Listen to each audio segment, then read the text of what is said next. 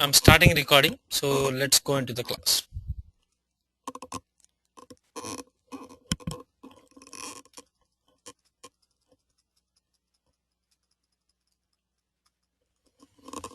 Yeah.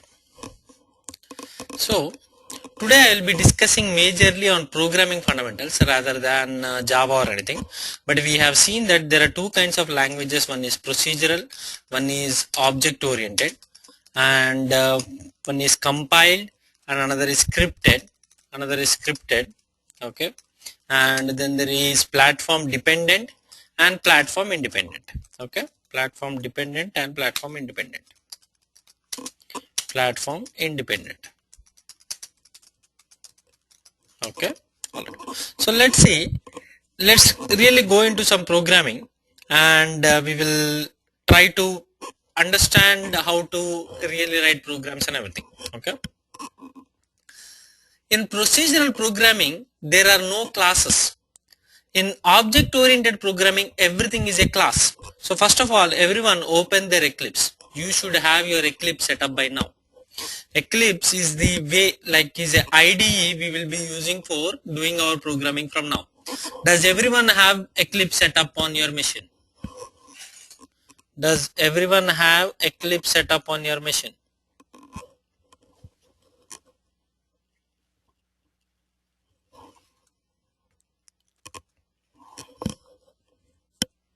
Okay, all right.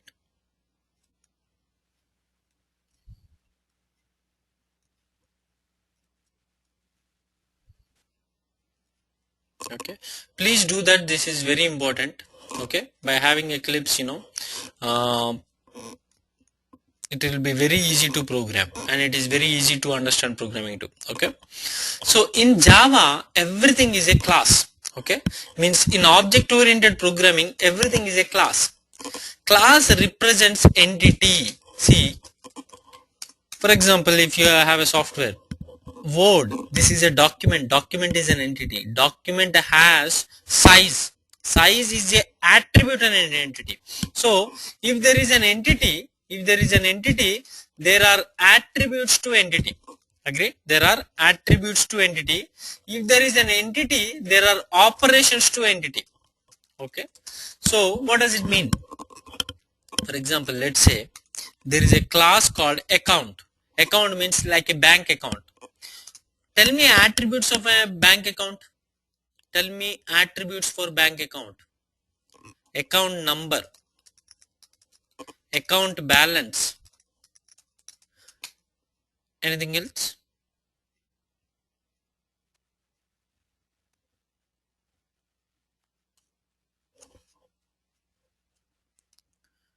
Account type. So that is checking account or saving account is account type. Okay. So these are all attributes of an account. Agree? Profile details is about customer. I am not talking about customer. We are only talking about account. So these are attributes of an account. But on an account you can do operations. What are operations? Withdraw, deposit, transfer. These are all operations. Open an account, close an account. So these are all called operations. Agreed? So these are the operations on an account. These are the attributes of the account. See, entity is nothing but a collection of attributes. Entity, how is entity represented in SQL? Entity means table in database. Agreed? And what are columns? Attributes. Attributes are columns in database. But here in programming, in database you never do logic. You only store data, and retrieve data. That is database. But if it is programming, we do logic. So that is why we have entity also has operations in programming. Entity also have operations, that is nothing but functions, procedures and everything. Functions, procedures and everything in programming. Okay, so we have at entity table, we have columns, but here we have also functions and procedures. Okay, all right. Now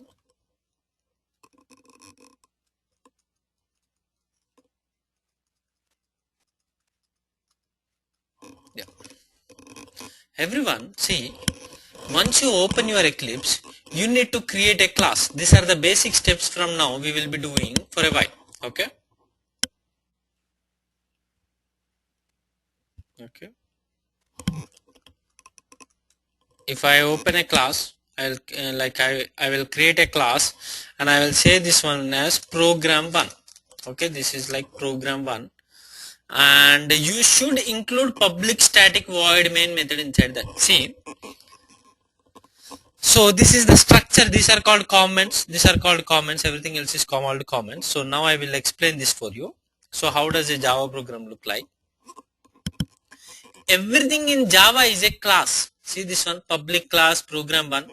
So see this one, public class program 1 means I am writing a class program 1. I am opening the class, I am ending the class. So I open the class, I end the class. Okay, this is now classes go, collection of classes is called package. So class is a block, collection of classes is a package, so package is like a group of classes, group name for classes. Okay, it's like a group name for classes. So everyone will have a package name here. So if you see here, we will write a package saying that package, we'll write package edu.wbqa dot, let's say, basic. Okay, means I'm telling that this program 1 belongs to this package. Program 1 belongs to this package. So this class belongs to this package. That's what it means. Now in Java, everything in Java will start in a main function, that is called a main function. So this is a main function. Okay. So there is a main function. Everything, the programming will start in Java using this main function. So main function has inputs called string array inputs, that is called string args. If you see, it has inputs called string args. Okay. Now this main function is void. This main function is also static. This main function is also public. So what does public mean? What does static mean? What does void mean? We don't know yet. We will not know until end of the Java classes. Okay. Alright. So we don't know that stuff. So let's see. There is a main method. There is main method. So everything is part of main method. So I'm just giving you the structure of Java program or any object oriented program. That can be C++, that can be Perl, Python, Ruby, whatever it is tomorrow. You will see a class. You will see that class will have beginning and ending. Class belongs to a package name. So you will just use package name, package and edu and semicolon. It is not brace, open brace or close brace. Package is all about ending with semicolon here only. And we open the class, we end the class here. Inside that there will be a main method. The main method takes string array as string array arguments. Args means arguments. So the main method will take arguments as parameter, and you will open the main method, you will close the main method, and public static void. Public static void. We don't know what does that mean. We will learn eventually. Okay. So everything now, whatever the program you write will be it should be written here. Whatever the programming we do, it should start from here. Am I clear? Everyone, from now, how do you know how to create a class in Eclipse? For example, I will delete this and I will write that again. Okay. I will delete this program 1. Let's create one again. So instead of doing all this in Eclipse, right click on the package, new, class, and just say program 1 and just say public static void main. It will create all this for you. So you are here in the main method. You are here in the main method. So write whatever you want. Agreed? So write whatever you want here.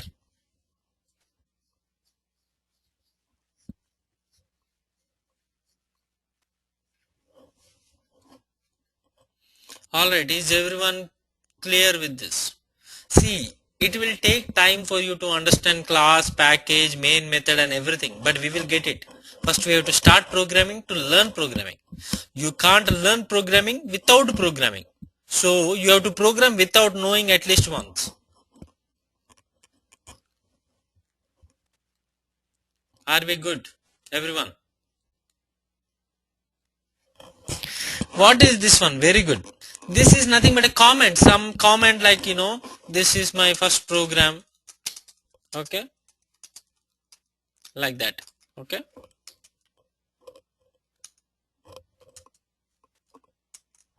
okay, this is like a comment, means something which is not program. Okay, alright. So coming back in the main method, everyone, for example, in programming there is something called statements and blocks. Let's see what is the statements and blocks. Statements and blocks. What is a statement? Statement is a line of logic. Anything, see, in programming, logic happens in statement. For example, let's say I will have int I is equal to 10, int j is equal to 20, and I will say int k is equal to I plus j. So where is the logic happening? Where is the logic happening? Here, like I am assigning here 10, I am assigning here 20, and I am assigning this. Okay, these are all called statements. Agreed? So k is the one where the logic is happening. Actually, you can say logic is also happening here too. So if you see, anything which ends, any line which ends with a semicolon is called a statement. Okay, any line which ends with semicolon is statement. Okay, agreed? So now coming in the statements, okay, coming in the statements, we can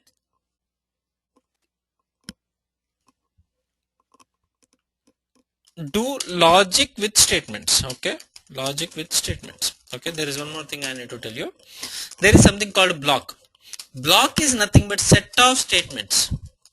Okay, so you generally begin a block like this and you end a block like this. So you begin a block like this and you end a block. So if you see, class is a block, main method is a block. Do you see this? Main is a block, but these are all statements. These are all statements. A block can be collection of blocks. Class is a block of methods. A method is a block of statements. So these are anything which is ending with curly braces and beginning with curly braces and ending with curly braces is called block. Okay, all right.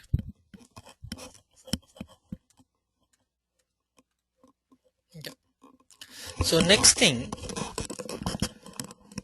what is programming mean? What does programming mean? Anyone tell me?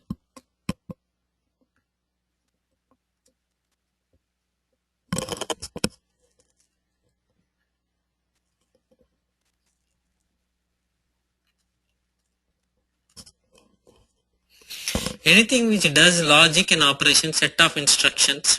Okay, so can anyone tell me what are we doing here? Can anyone tell me what are we doing here? Can anyone tell me what are we doing there? We are doing addition. We are adding some summation of two numbers. So we are adding two numbers. Okay, adding two variables. Okay, so see,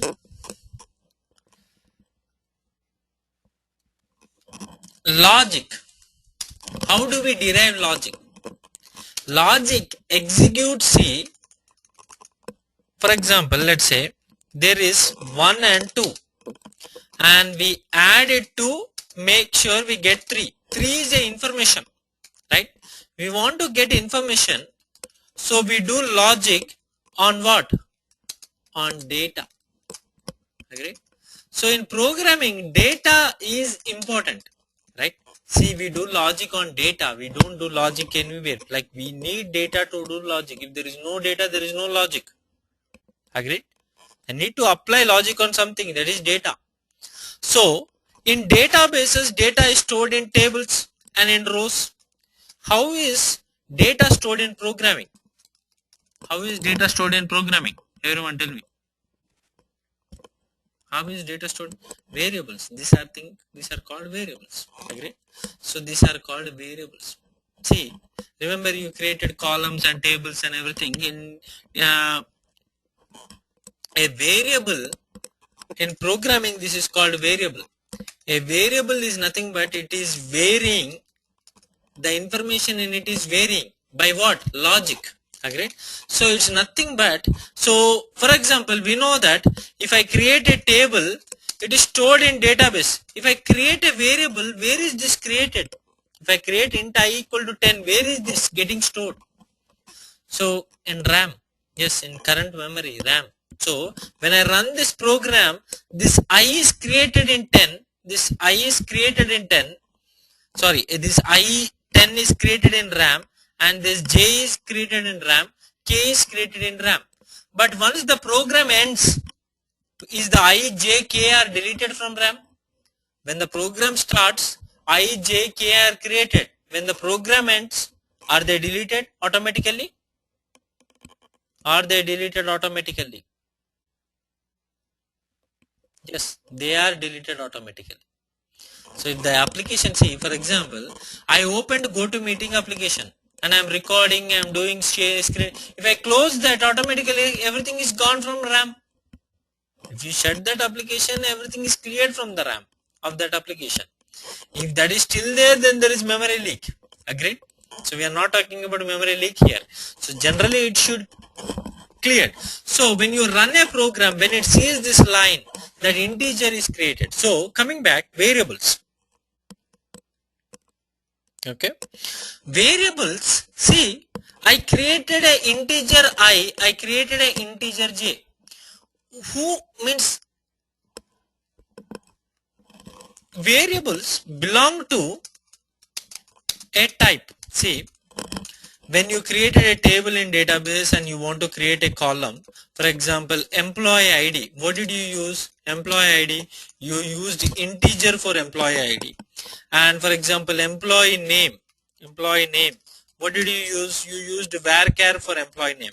For example, if you want to use employee commission, you used number for it. Agreed?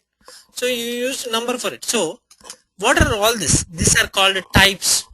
Means data type. So data type is nothing but type. Data type is the type the data belongs to. So every program, database or programming language will have fixed data types. Okay, fixed data types.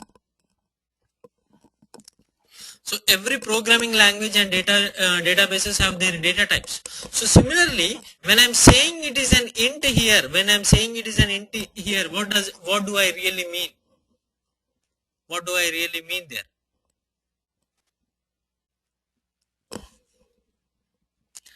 An integer. So what is the difference? Okay, integer. So is an integer can be any number? What is the difference between integer and number? Can anyone tell me? What is integer? What is number?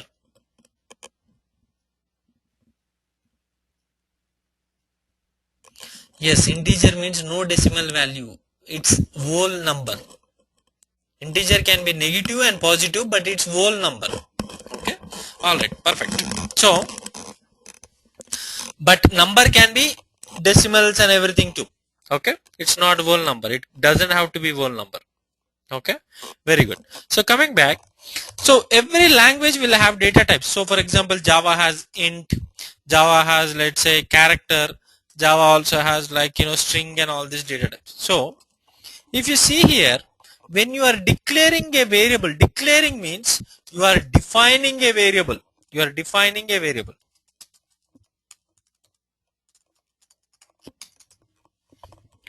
you are declaring a variable means you are defining variable. When you are defining a variable means you are defining the data type, and this is the name of the variable. This is called a declaration. So for example, I can say int I and I is equal to 10. So if you see this, I am declaring a variable. Okay. So I am declaring a variable. Let's see. So I am telling that this is the name of the variable and this is the data type of the variable. So who gave this name? Who gave this name I to that variable? Why should I give it as I? Can I give it as something else? The programmer. The programmer. So what is, can I give anything else? Can I give it as G if I want to? If I like?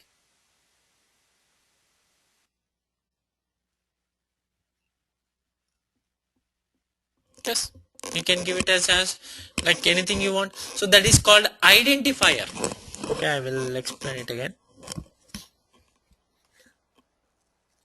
Alright. So can everyone hear me now? Okay. Alright, that is called identifier. So identifier is nothing but the name given for the variable so that we can identify it. So when you declare a variable, you have to tell data type and identifier. Okay, identifier. Okay, and for example, then there is something called assignment. Assignment means giving it a value. Giving it a value. For example, if I want to give that identifier a value, how will I do? I will say I equal to 10. What does that mean? I am giving I a value of 10. So that is called assignment. So this is called declaration. This is called declaration, and this is called assignment. Okay, for example, if you have to do the same thing in VB script, you can just say I equal to 10 in VB script. You don't have to do anything. This is VB script. Actually, like J equal to 10. You don't have to give the data type also in scripting languages, but that is not strongly typed languages. So that is the reason in VB script you don't have to give data type because it's a scripting language. Okay, all right. So when you are giving identifiers, for example, let's say, for example, I want to say int I, this is a name, right? Can I say int 10? Can I give a name as a 10? Can I give name as a 10? No. Okay, can I give name as int itself? Can I give name as int itself? No. Why? Because see, it's simple. There are guidelines for naming ourselves. So there are guidelines for naming variables also. So that is the reason. You can't start with a number. You have to start with a alphabet. For example, I or something. Or see, a variable in any programming language should start with a alphabet or underscore or dollar. Okay. So you can say dollar I, or you can say underscore I. You can say I, but you can't start with a number, or you can't start with percentage or anything like this. Okay, so a variable should start with underscore, dollar, or alphabet. Okay, it cannot start with number. So let's say int I, and the variable cannot be a Java keyword. See, this int is already predefined by Java. So that is the reason it is in red color. If you see anything which is predefined is in red color. So if you can't use Java, that is, they are called predefined, means Java keywords. So keywords used by Java cannot be used by programmer for identifiers. Cannot be used by programmer for identifier. Okay, all right. Okay.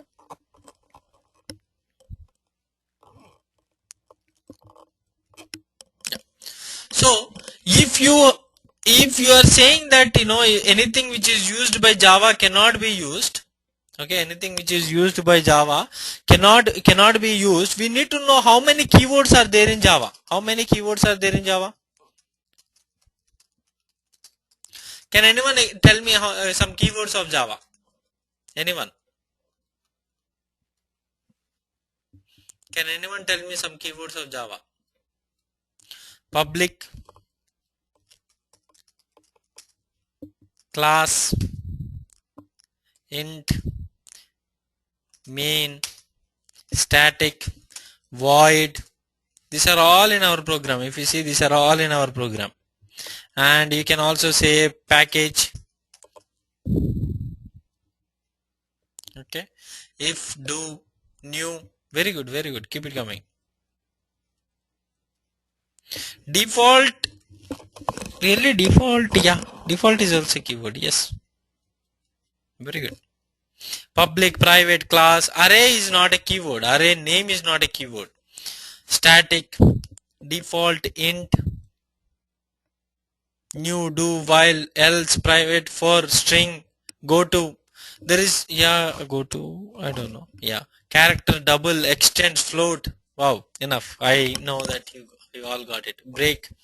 Okay, so there are something like, you can go and look back at this list, but don't buy hard it, because we have to learn each one of these. Eventually we will be learning each one of this, so we don't need to buy hard it or anything. Okay, yeah, so don't worry about it. All right. So now a variable holds data. So in Java, what is a variable? Variable is the one which holds data. Variable holds data. Agreed? Variable is the one which is holding data. Methods and functions do logic. So do logic on what? On variables. Agree? See, main is a method. Inside this I created int I is equal to 10, int I is equal to 10, int j is equal to 20. I created two variables. Now I will say int k is equal to I plus j. So I am doing logic using variables. Okay, in Java, if you are using a main method, if you want to print out anything and check what will be k. So see, in programming, if you do programming, you need to see the result, right? To see the result, you need to print. So for printing, Java gave you a method to print, that is called system dot out dot println. If you see this one, so system.out.println, and you'll give k. Do you see this? So don't ask me what is this system.out.println, just by heart it for now. Okay, system.out.println.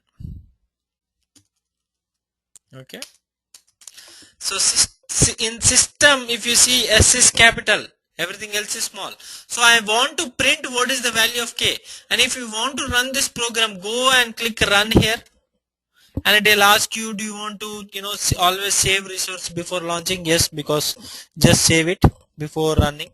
And what is the result? If you see program, the result is 30. Yeah, all right. System.out.println will print.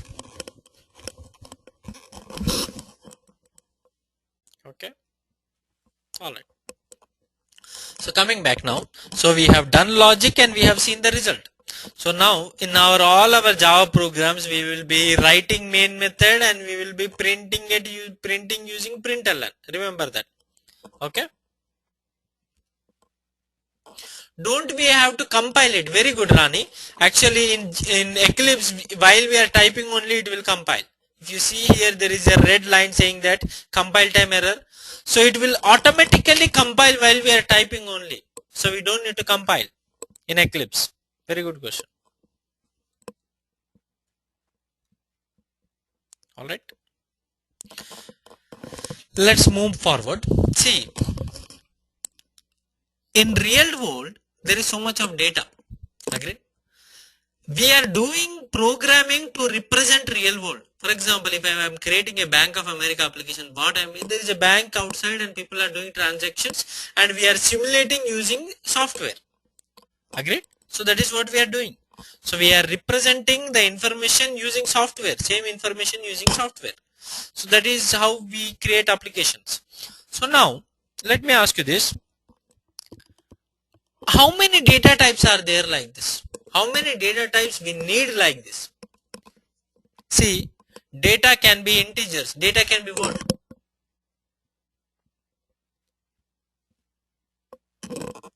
So tell me, how many data types are there in Oracle? Oracle first. Data types in Oracle. Everyone, you have done your SQL already.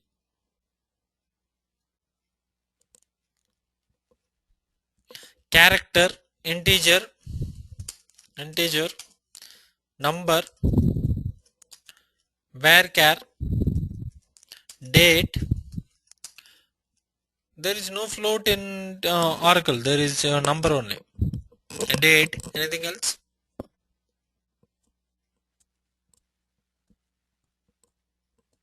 There is no boolean in Oracle. There is only character. Yeah, varchar 2. I understand. That's what I meant.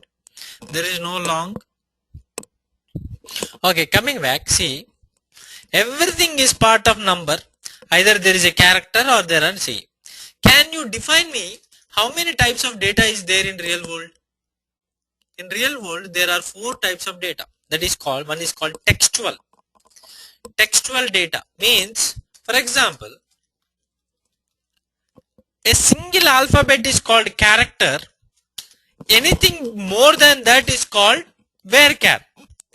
In Oracle, varchar 2 actually.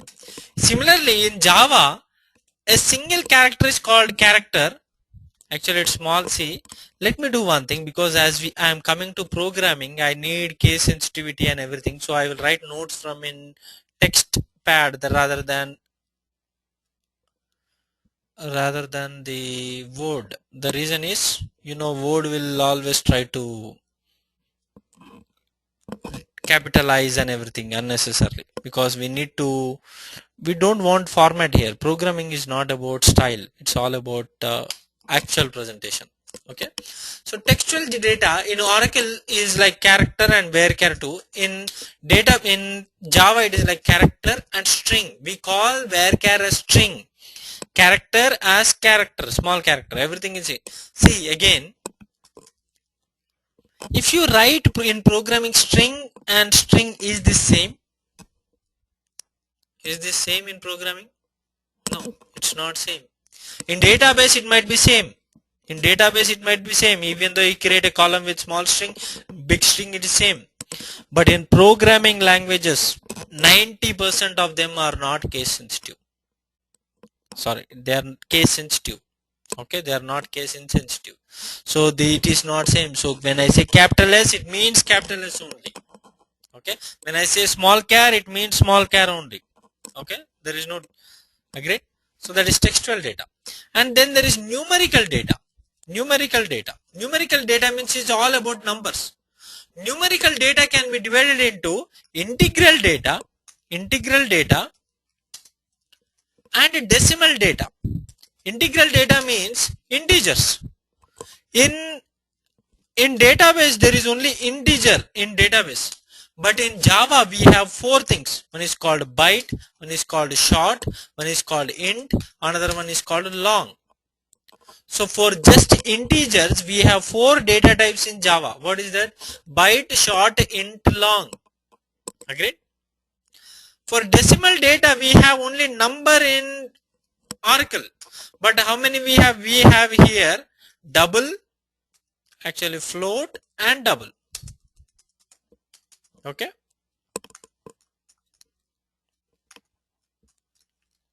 agreed? Alright, so there is textual data, there is numerical data. So how many data types we already have in Java? We have 2 for textual data, we have 6 for numerical, means numerical data including integral and decimal. Then there is any other kind of data you are expecting? Any other kind of data you are expecting? Date. See, date is also, Java thinks that date is different. Date can be a string also. Date is nothing but sometimes it can be string, sometimes it can be date. So let's not talk about that. Okay, because the format, if it is month date month, that is a different thing. So that is why Java told it is different. Okay, alright, so there is no date in Java. So there is date in Java, but not like this. Anything else? Always there is logic. See, in database there is no logic, so you might not need logic, but in programming it's all about logic. So you need something called boolean. So boolean, tell me, what does boolean contain? Either true, either false. Agree? Either true, either false. So let's go one by one and let's learn about each one. Okay, let's learn about each one. First we will start with logical data. logical data. So you can create, actually let's go and start program 2 also here. Let's go and start program 2.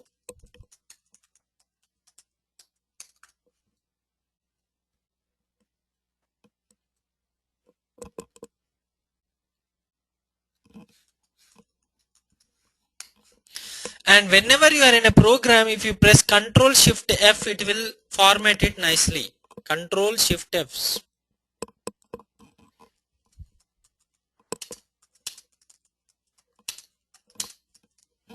for formatting the program. Okay, all right. Okay, coming back.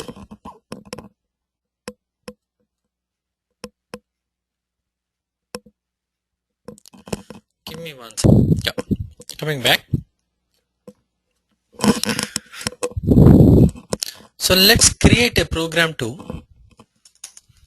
And if you see here, let's write boolean b. See, I created a variable which is boolean and I named it as b. Okay, so can you show how to create program 2? Okay, again, all right. I will delete this and I will create it again. So right click on the package. So you create a project, you create a package. Okay, I hope everyone has done this. Right click on the package, new class. So right click on the package and new class and say program 2. Don't have any space. You can't have any space in the class name. It should be single, one word. Okay, program 2. And just select public void main. Okay, automatically it came. So enter here and start writing your program. Okay, so what will I do now? Boolean b. See, I have boolean b.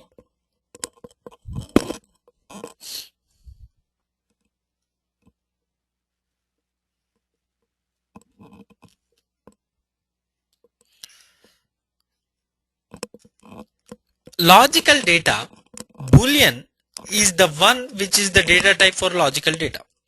Can anyone tell me how many values are there for boolean? What can be boolean? Means what is the value of a boolean? It's either true or false. It's only two values, that is called either true or false. Okay, true or false. Okay, all right. So boolean is either true or false. So whenever we write this b, but by default what is the value of boolean? So what is the value of b now? What is the value of b if I write like this? So let's say I wrote it here. What is the value of b now? I did not assign anything. So what is the default value of b? If you just write b, what is the default value of b? So everyone is telling me it's false and some of you are telling me it's true. By default everything is false in programming. So you have to make it true. That is all about programming. So by default everything is false. So the default value of boolean is false. Default value is false. Okay. See, when we run this program, this b is stored in RAM. So it is taking our memory.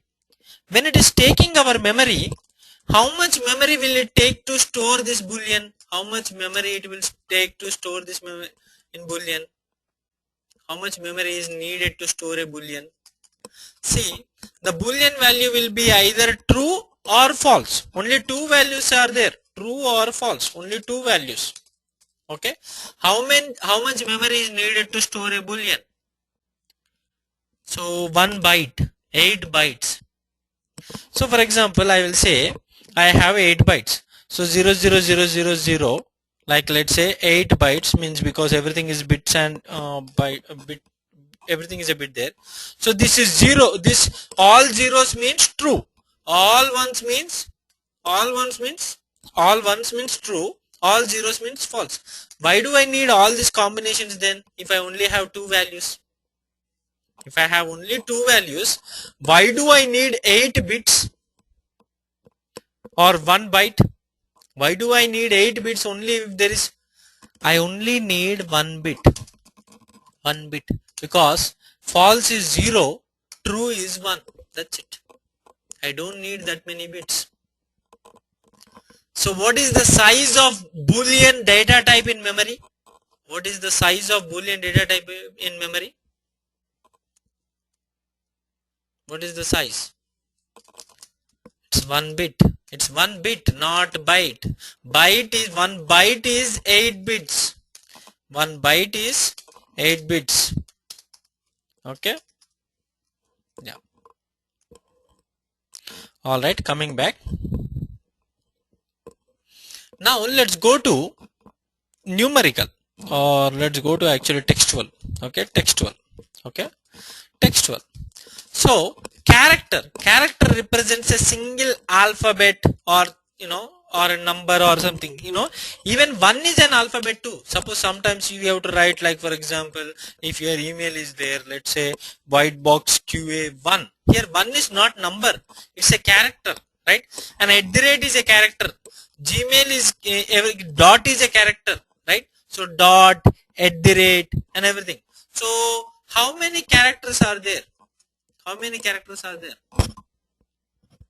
How many characters are there?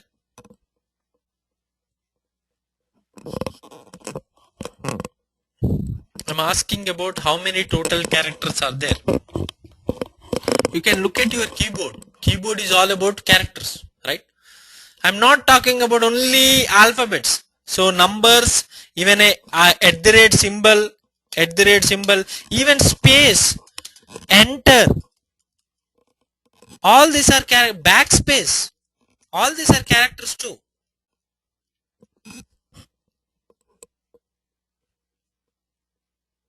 Okay. So how many characters are there? It depends. Actually, there are character sets, Unicode characters, ASCII characters. Agreed? So if you are using some other, for example, like let's go to browser, and if you say that, let me go to settings. For example, see, I want to read Arabic. I have to get Arabic characters, right? If I want to read some other language, I need to get other. So, but generally, everyone will use Unicode. And Unicode is less than 256. So if it is less than 256, how many bits I need? How many bits I need to store 256 combinations? How many bits I need to store less than 256 combinations? Is it 2 to the power of 256 or 2 to the power of x is equal to 2? See, I have 2 for everything, for every bucket, I get 2 combinations. So how many buckets 2 to the power of x is equal to 256? Agree? So what will be x?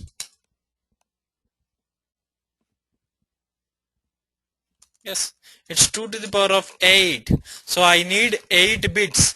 So I need 1 byte to store a character. Agreed? Very good. Agreed? You can't hear me? Alright. How about now?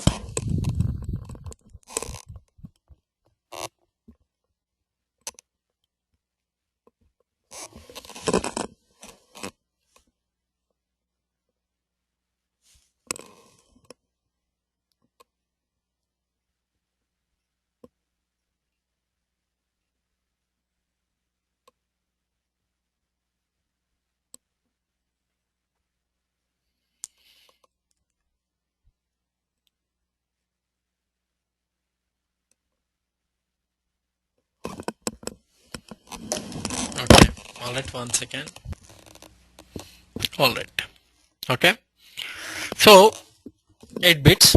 Now there is string. What does string represent?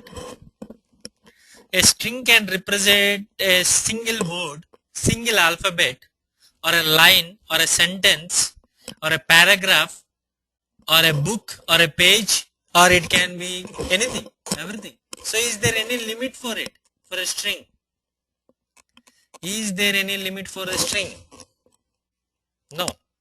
So string is not MBFHD. I don't know what does that mean, Kamaldeep.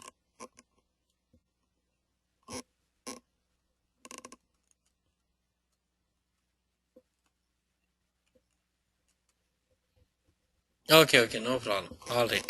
Okay. So string, there is no end for, there is no size. So there is no limit. It's dynamic. So string is not really, string is a different kind of data type which we will talk later. Okay. Agreed? No problem, Kamaldeep. Yeah. So coming back, so that is string. So now we know about string. So there is no limit for string. There is a character is 8 bits. Now come to numerical numbers.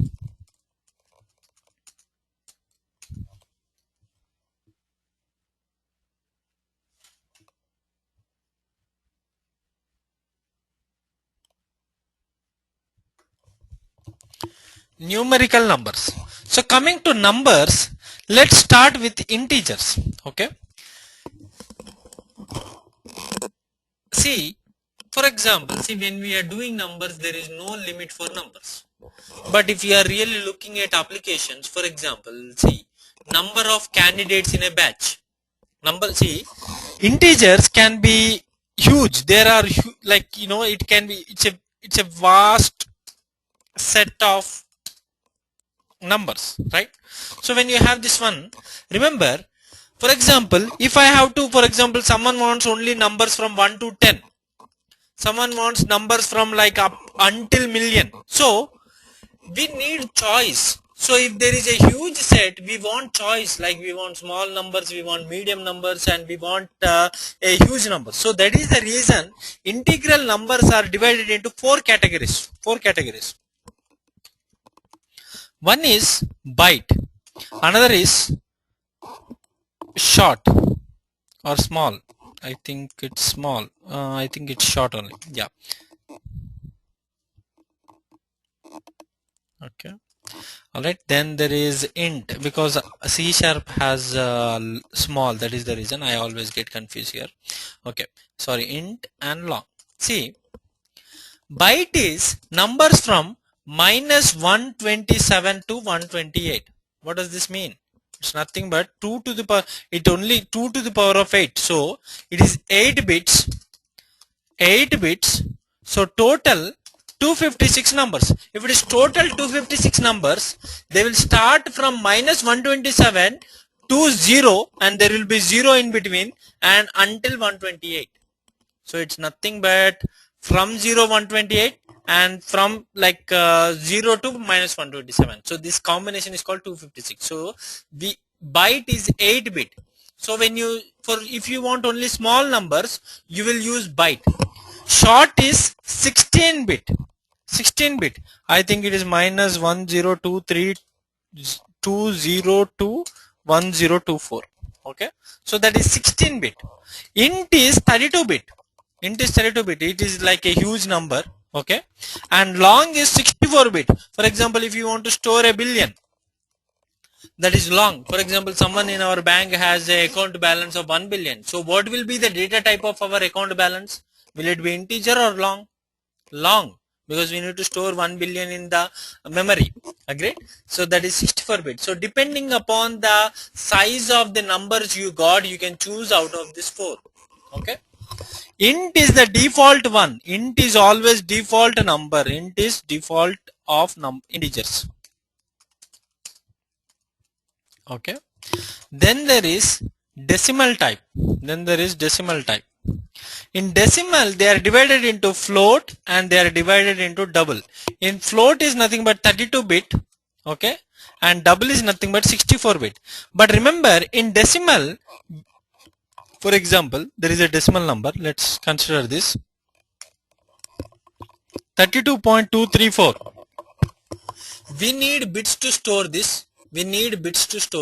So that is why don't go for 32 bit when you are choosing decimal. So always choose double. So double is the default one for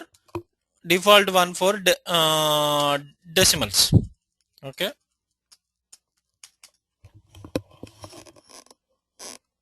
all right.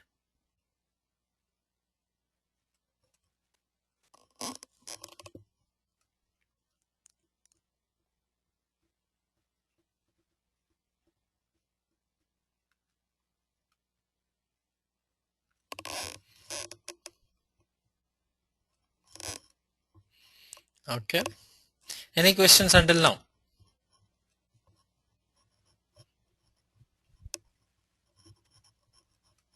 Any questions until now? Anyone?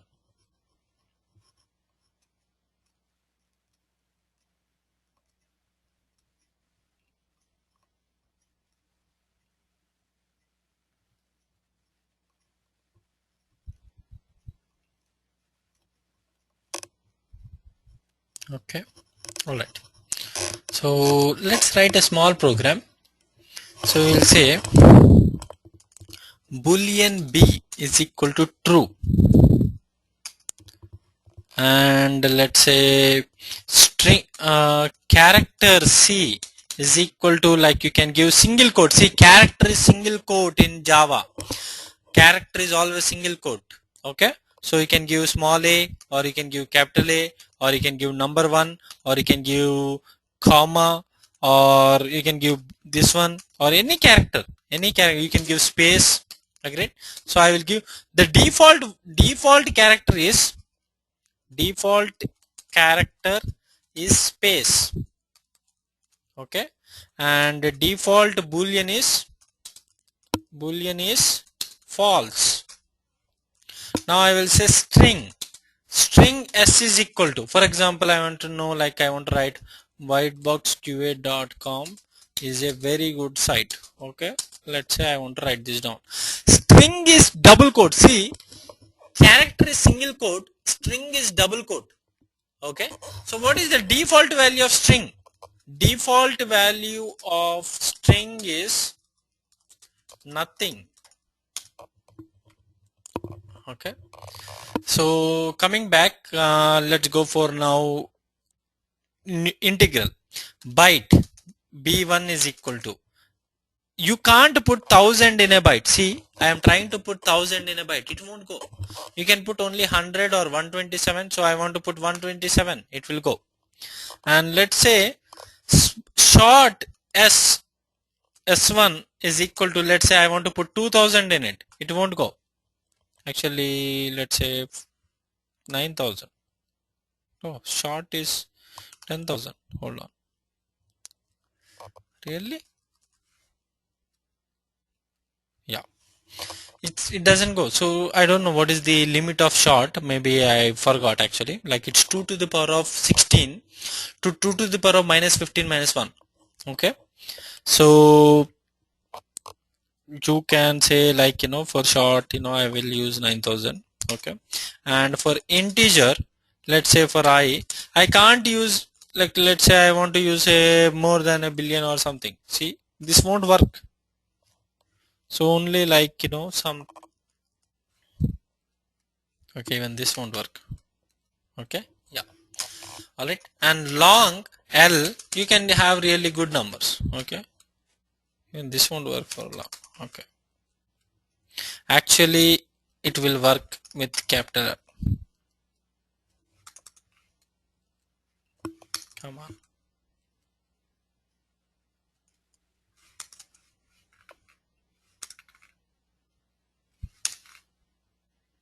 Okay, yeah, all right.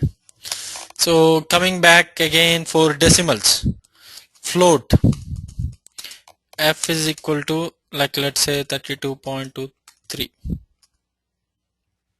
and you have to use f. Okay, and double d is equal to, like, so 234. Okay, it will work. So can anyone tell me, so the default for any integral is 0. Default for any decimal is 0.0. So can anyone now tell me, and default for decimal is double, default for integral is int. Okay, the type int is default integer type. The type int is default integer type. The type.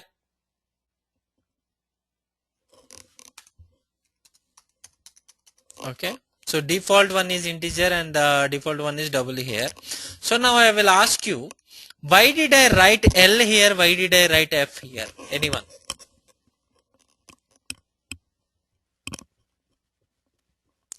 Why did I write L here? Why did I write F here? But I did not write anywhere else. Why did I write only here?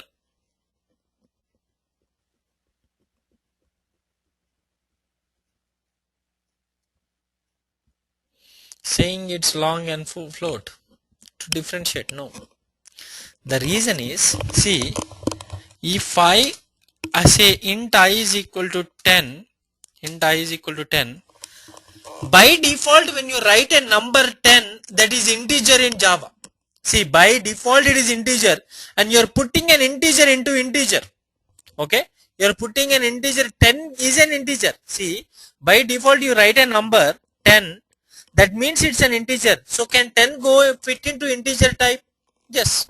But if I write some big number, which let's say,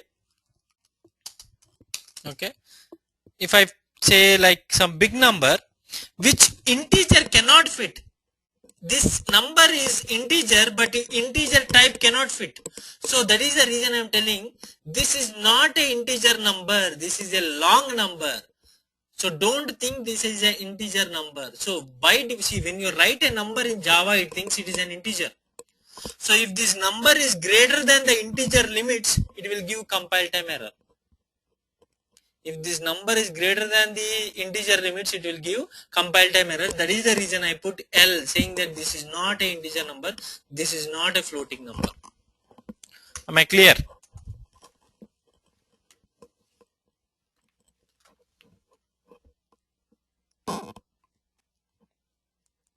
No one is answering me that. Okay, I will repeat that. See, what is the default integral type in Java? Integer. So if you write a number, it thinks that this is an integer. It thinks that this is, so for example, when I say long L equal to this one, it won't give me an error. But if I say long L1 equal to, like let's say long L1 is equal to this one, it won't give me any error. But if I say long L1 is equal to L2 is equal to same thing, if I give some big number, it will give problem. But if I put L, it's okay. Why? The reason is, when you write a number in Java, that is integer. So can 64674338 can fit into integer? So if you write a number by default in the program, that is integer, and you are putting an integer into long, forget about that story later. Okay, so if you write a number, you are telling that this is an integer, but it is very huge than integer. So that is why I am telling that it is not an integer. Yes, very good.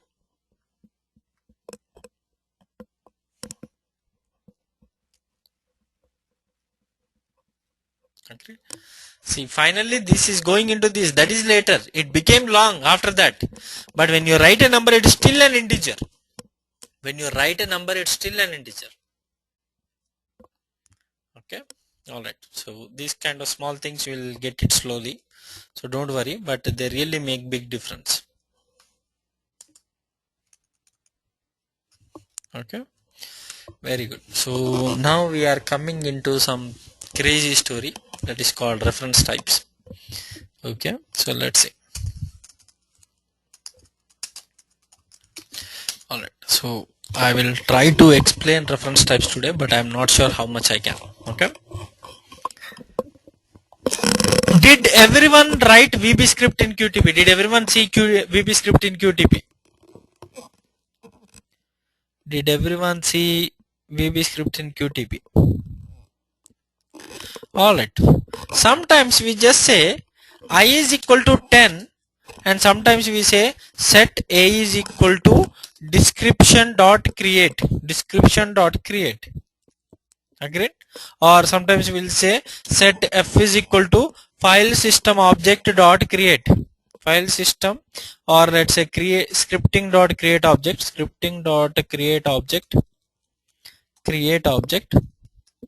and we will give something in it. Did you see this kind of stuff? Then why did we use just I? Why did we use set? Why didn't we say just here set I equal to this one? Why are we just saying I equal to here, and why are we saying set A equal to here? What is the purpose of set there? Why did we do that? Anyone? Again, see, you have to question everything in programming and whatever you are learning. Otherwise, you don't know. Okay, we are giving a value in I, but what is happening with A then? Are we not giving a value? We are declaring and assigning. Same thing, we are declaring and assigning with both of them. Same thing. This is value type, this is object. That is the difference. This is a reference type, that is value type. Sujaya, are you going through the recordings? Okay, that's very good. Still, then yeah. This is, we are not referencing to a method, we are referencing to an object. Okay, very good. See again, if you are going through the recording even before you come to the class, it will be really good for you. Trust me. Okay. And again, I know that you have an exam tomorrow. So, yes, time is the key. I agree. Everyone doesn't have time. Okay. I completely agree with you. Okay. So, let's move forward.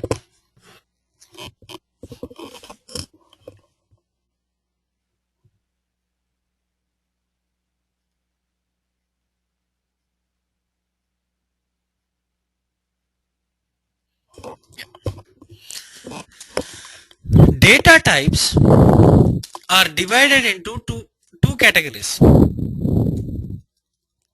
There are two categories for data types. Two categories. See,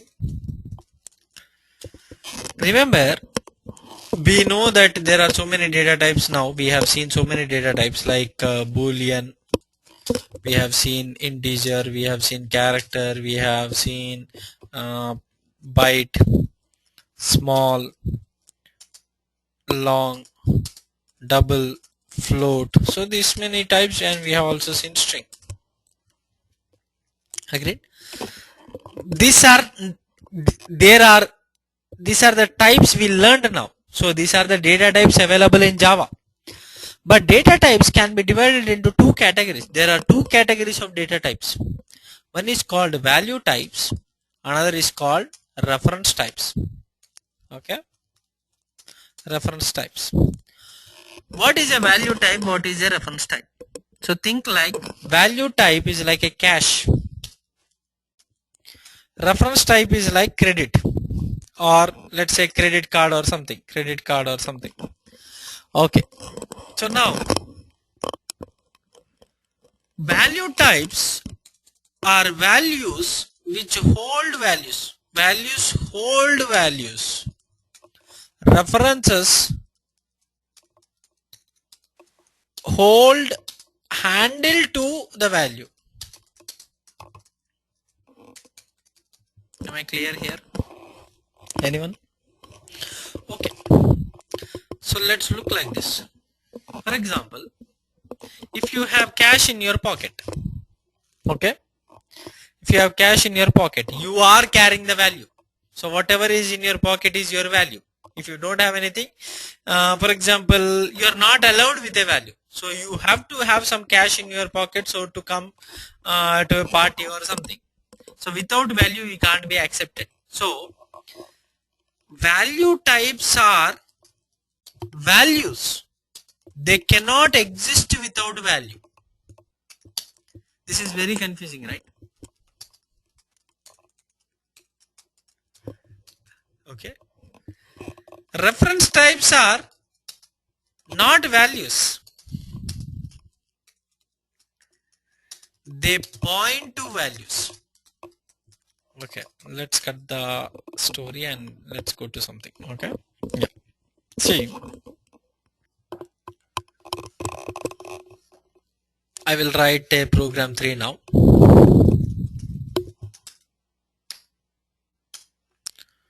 And I will say public static void main.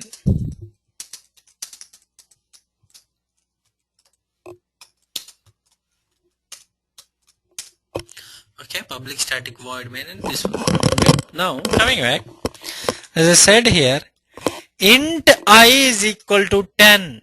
Okay, int I is equal to 10. Okay, I is 10. 10 is I is holding 10.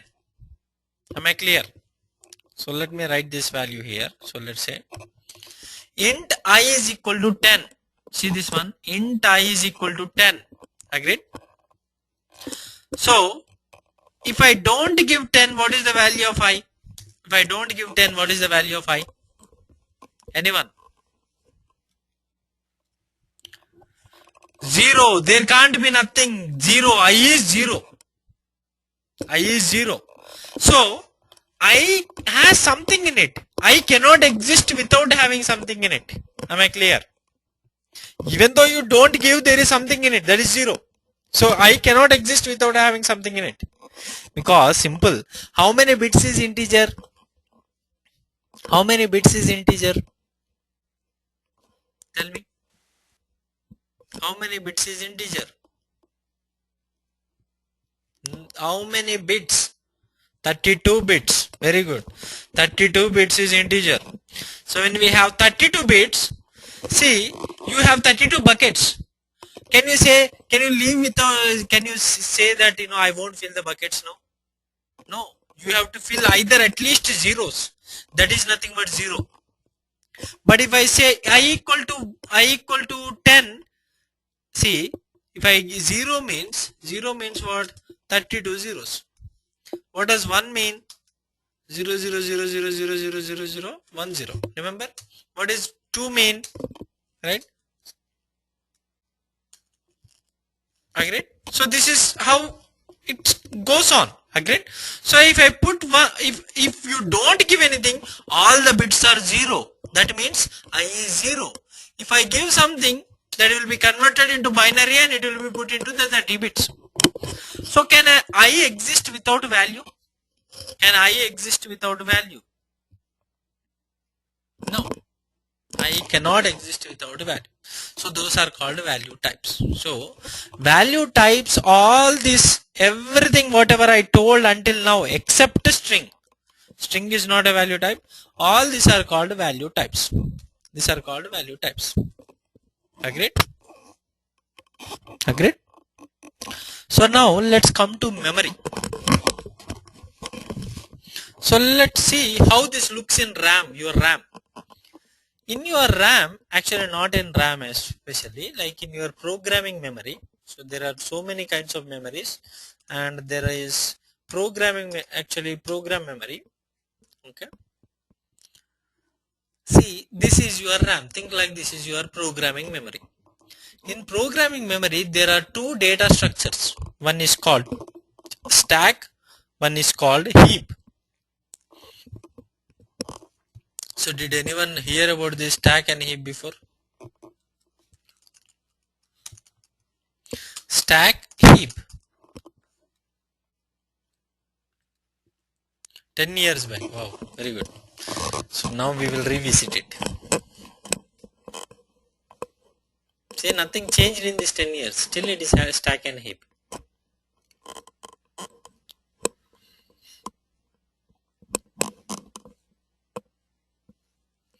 Okay. So coming back. Yeah, I agree. Everyone's life changed. I am not denying that. But what I am trying to say is like the fundamentals of how machines or computers are made did not change. How programming is working is still didn't change. The tools change, like QTB came, Selenium came and all this. But finally it's back again RAM, and there is stack and heap in it. That's it. Yeah, I know we will change, but they won't change. That is true. Okay. Yeah. So coming back, stack is nothing but, see, stack of books. What does stack mean? Putting one upon another, piling up. What is heap? Its heap is throwing everything in a unordered manner. Actually, you can throw everything somewhere. That's it, heap. Agreed? So stack is like, stack of items. See, stack is called permanent memory. So actually, like, if you are book, for example, if you are putting a book like stack, like, you are putting a book first and you are stacking again on the top of it another one. Okay, you come on the top and you stack it. So if I put the first one, in, when it will, if I want to take the first book I put in, when will I get it? I will get it last. Agreed? So last in, first out. So if whatever the last one which goes will come out first. Agreed? Whatever the last one which goes, that will come out first. That is called stack. Means last in, first out. Last, that is called LIFO. Last in, first out. Or this is also called first in, last out. This is also called first one which goes in will come out last. Simple. If you go into movie theater first, you will come last. Agreed? Or if you go into train first, you will come out last. Simple. Right? We don't know. If there is a business class, we can't tell you. Okay. So now coming back to heap. Heap is first in, first out. First in, first out means if you go first, you come out first. For example, if you go to DMV first, you come out first, right? So that is called first in, first out. For example, if you like, just like, queue, any queue system is FIFO. Agreed? This is like first come, first serve. FCFS. Yeah. So heap is first in, first out. So stack is last in, first out. So if I goes into stack, will I stay for long time, or if I go into heap, will I stay for long time? If I go into stack, I will stay for long time. So that is why stack is called permanent memory. Stack is called permanent memory, and heap is called volatile memory. Okay, volatile memory. Program starts in stack. Can anyone tell me why does a program start in stack? See, a program starting point is here. Then after that the program will go here. And then after that the program will go here. So first you should get out of here, then get out of the starting point. Agreed? That is the reason a program starts in stack. Because the starting point should end last. See, I start my journey somewhere. I can't lose my starting point, right? So where should I go back? I don't know. So that is the reason I should start in stack, because I will come back to it last. I can't come back to the starting point in between. Because if I lose it, I will lose everything. Agreed? So that is the reason. So you can't want, a program cannot lose in between. We have to come back to the starting point and we need to end there. Agreed? So that is why program stack is permanent memory and program start here. Program starts here. Okay? Alright. Now coming back. So coming back to, so this rectangle is stack and this circle is heap. All the value types go into stack. All the value types. Okay. See, value types, just think like that. Value types go into stack. Stack. Value types go into stack. So let me tell you what is a value type again. For example, here you created int I. Okay, int I. So how many bits you are creating? 32 bits. If you can see, there is 32 bits, and if you know, there will be like 1, 2. I will just put 4 bits now, because think like these are 32 bits. And there is 0, 0, 0, 0. So these bits cannot be empty. There needs to be something in it. So by default it will put 0, 0, 0, 0. If you put either is it 10, so it will convert this 10 into binary and it will put this binary here. So this is I. So this block is called I. Agreed? This block is called I. So if there is a block for I cannot exist without a value. I is value. So remember this. Value type is value. Value type cannot exist without value. Remember this. Next, let's go to the next one. Okay. For example, there is, let's say, int j is 10. So is this 10 has to do anything with this 10? Is the first 10 has anything to do with the next 10? Anyone?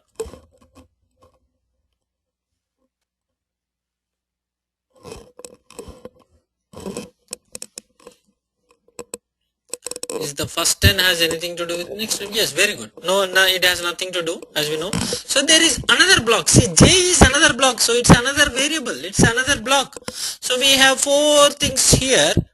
So we have like 32 bits here, and we put the value of 10 inside this one. So this has nothing to do with this one, because they are two different locations. There are two different variables. There are two different locations in memory. They have no way. They are no way related. Agreed? All right. Coming back now. So so now we have two variables. Now what I will do is like I will say I is equal to j. So what does this mean? Can anyone tell me?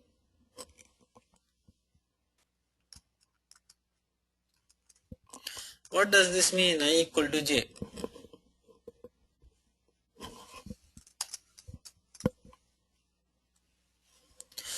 You means I and j are equal? No, I am not making.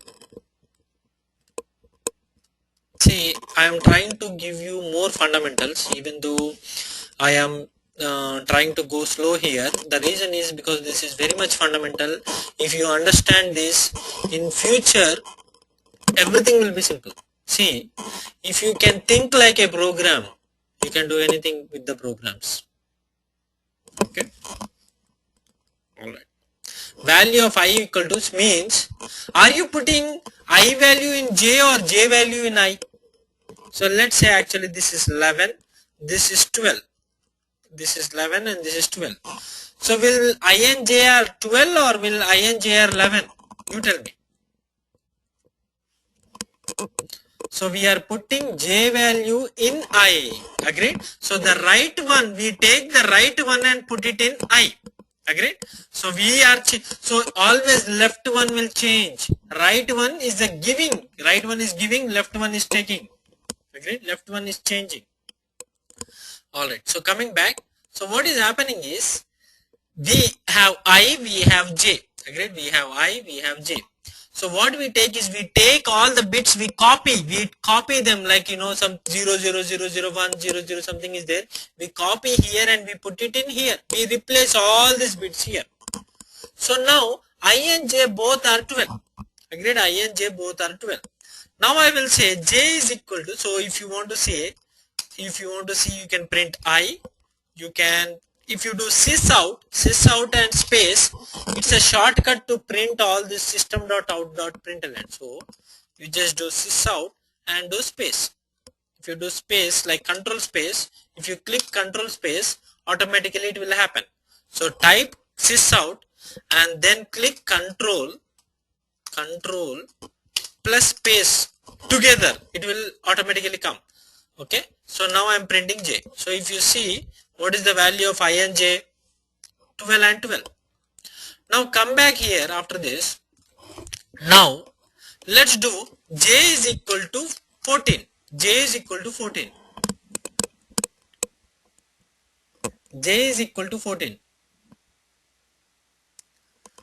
Now tell me, what is the value of I now? What is the value of I now? What is the value of I now?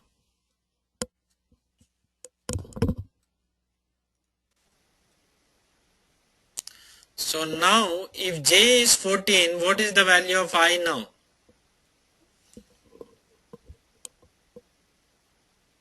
So you are saying still 12. Simple. See, first I copied this one to here. So I became 12. J is 12. Now I brought 14 into this and I am putting 14 into here in bits. This is still 12 because I didn't change I. I is still I. I didn't do anything. Agreed? So that is the reason I won't change even though I say J. So if you still see, it's 12, 12, 12. So J, I is still 12. Agreed? So value types will never give their value. What does it mean? Means, see, here j gave I the value, means it did not really give itself, it gave the copy of the value. So when value types give, they give their copy. So when value types give, they give the copy of them. So if the other person is taking the copy, for example, if you come to me and ask for money, I will give you a copy of my money. So do you think I lost my money? No, I will never lose whatever I have. So that is the thing. So remember, like, if j gives this one, j is still 12, this is still 12. So again they are separate. They are never sharing or something like that. Alright, the real problem starts now. Okay. Reference types. Okay. They are also called objects. They are also called objects in programming. Reference types do not hold value, are not values, they are pointing to values. Okay, they are not values, they are pointing to values. So let's say they are not values, they are pointing to values. I will write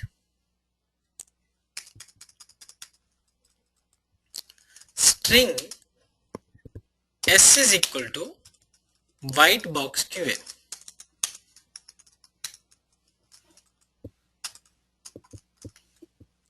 String s is equal to white box QA. See, before int I is equal to 11.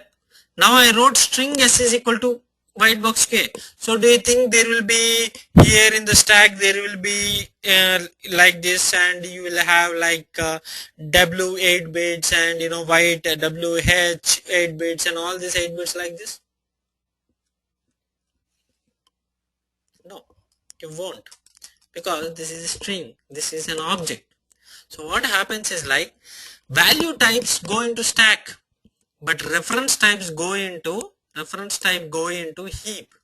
They go into heap. So that is called object. Anything which goes into heap is called object. So you will have like w 8 bits, h 8 bits, I 8 bits and everything. Okay. So before I is this block, j is this block. So is s this block? No, s is not that block. So what is s then? S is a small pointer pointing to this location. This is called reference type. Before I is box, s is not the box, s is pointing to the box. For example, you are carrying credit card in your pocket. Is credit card cash the real value? No. But when you go and swipe, you really get the value from it, because the credit card is pointing to the account. It is a pointer to the account. It's not a value, but it is pointing to the value. It is referencing the value. Agreed?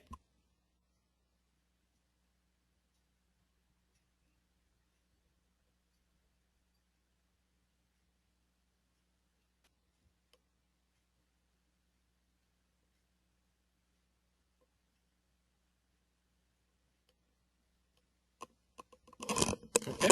So this is called reference type. So reference type means you have a pointer pointing. So S is not white box QA. S is a pointer pointing to white box QA. Agreed? So let's see. See, anything which you see, all the reference types go into heap. Reference types go into heap. You know that heap is volatile. Heap is volatile. If I put something, they won't stay. That is the reason I take a pointer to it and put it in stack. Understood? So that why this, if I put this value, it won't be there, it will be gone soon. So that is the reason I put a pointer and I am pointing this pointer to this one. So as long as there is a pointer to this one, this won't be deleted.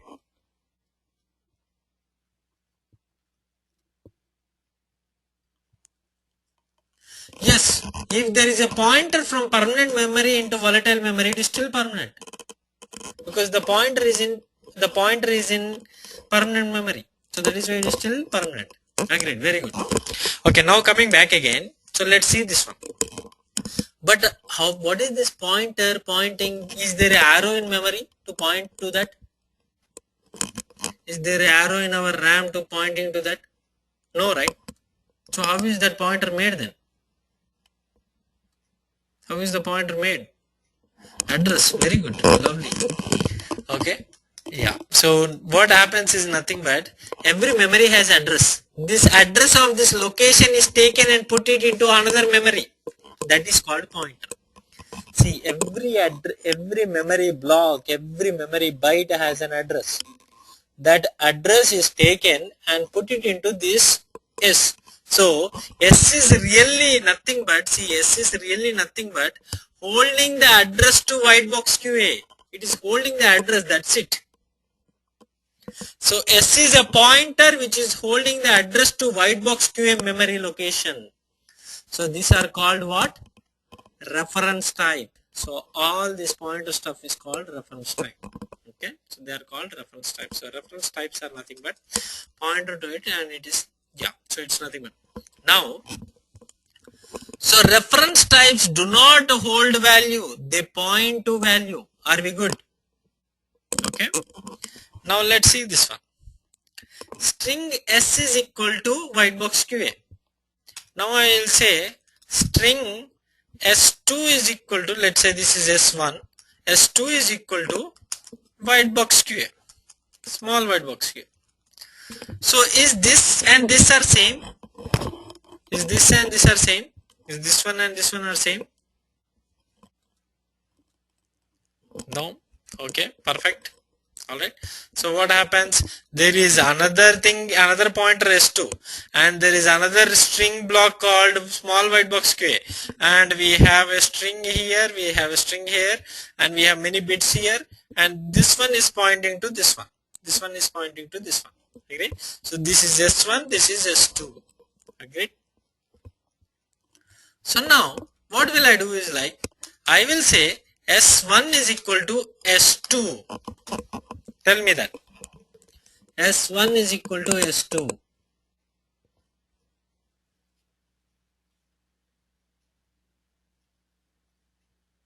I will tell S1 is equal to S2. What is happening here?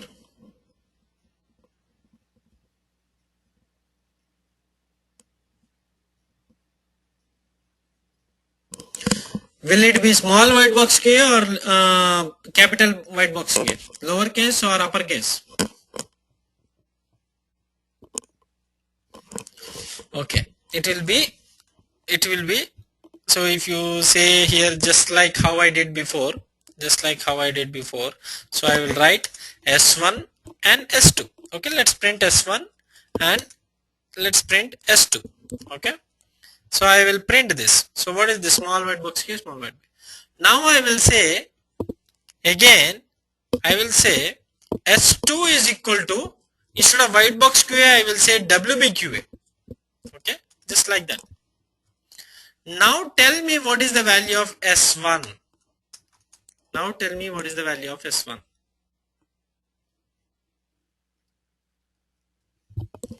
So you are saying that small white box QA, S1 is small white box QA.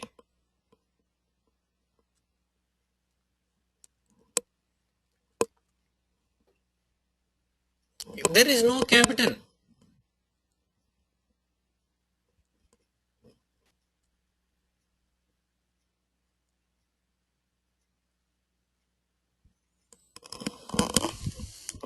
Yes, everyone is right. So there is one thing I didn't do it. That is the reason everything. Okay. So like I will write the same thing with now like this. Okay.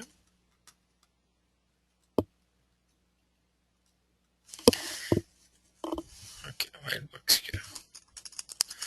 Yeah, so same thing with I am writing with a new string rather than just writing the string like a value type. I wrote that is something called string interning. I don't want to discuss that right now. I will explain when I get to strings. Okay, so see,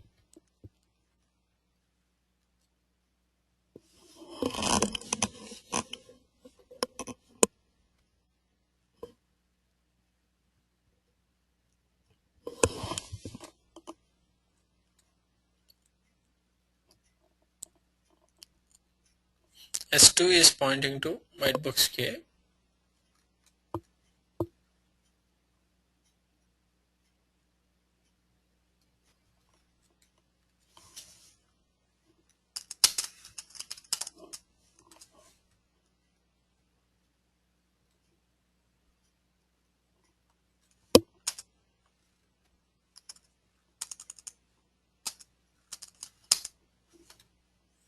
Okay, let me explain this in a different way. Give me 1 second. Okay.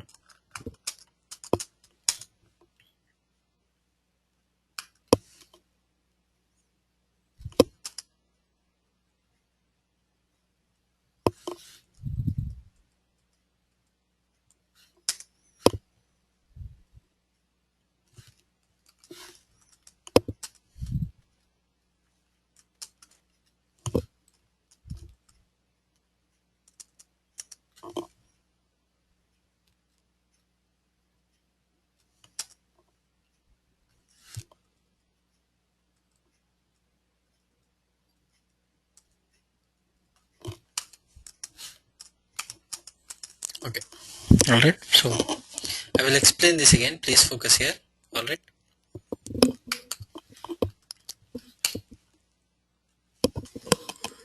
Yeah. So come back again. Just give me a few. I want to revisit because I choose the string, right? String is some crazy data type. It's a good reference type, but the beauty of it is like it can look to programmer as a value type. Okay. That is later. Let's see. S1 is capital white box QA. S2 is equal to small white box QA. So now when I do, if I print S1 and S2, what will I get? S1 and S2, what will I get? Small white box QA. Like both of them will be small white box QA. Now I will go to S2 and I will say this first character. I want to change this first character. Like let's say for S2, I want to change the first character to P. I want to change the first character to P. Okay.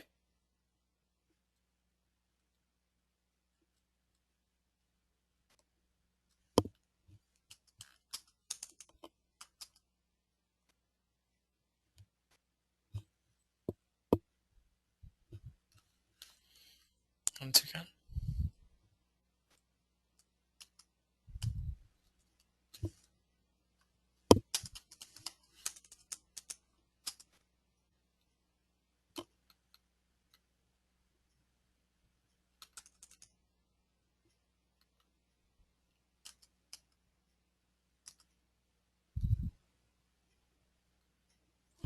Yeah, actually I can't prove this with string because I need two character. Yeah. Alright, let me do this in a different way.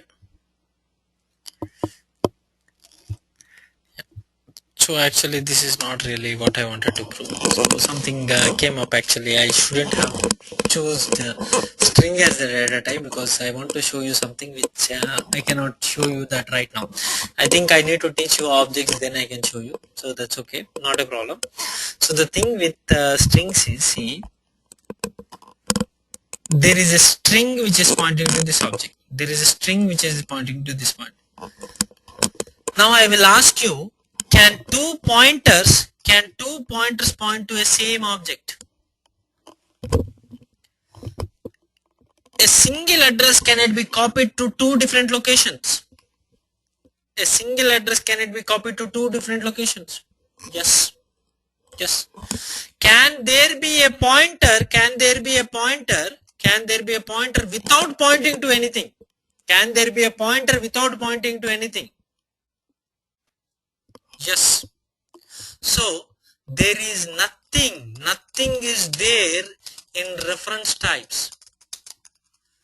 In value types, there cannot be nothing because there needs to be a value. There needs to be a value.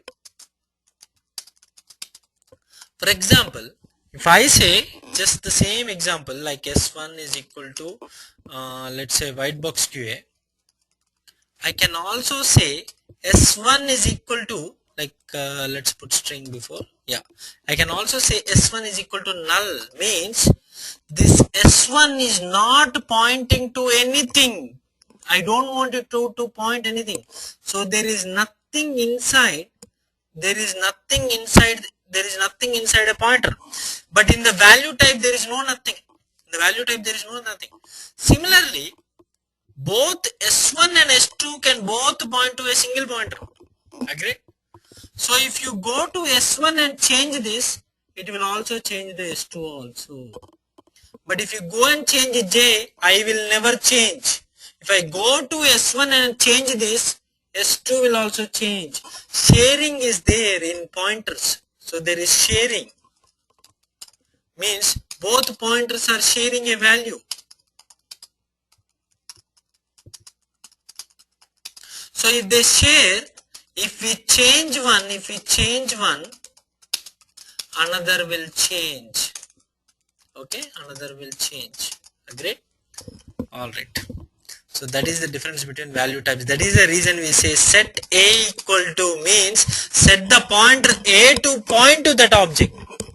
And in Java or something, employee A E is equal to new employee. So you create an object and you bring the address into this pointer. Agreed? So that is called objects and pointers. In the next class I will teach you what is an object, what is everything, and then we will revisit this and we will do pass by value and we will do more variables and we will go into blocks. Okay, so let's do more in the next class.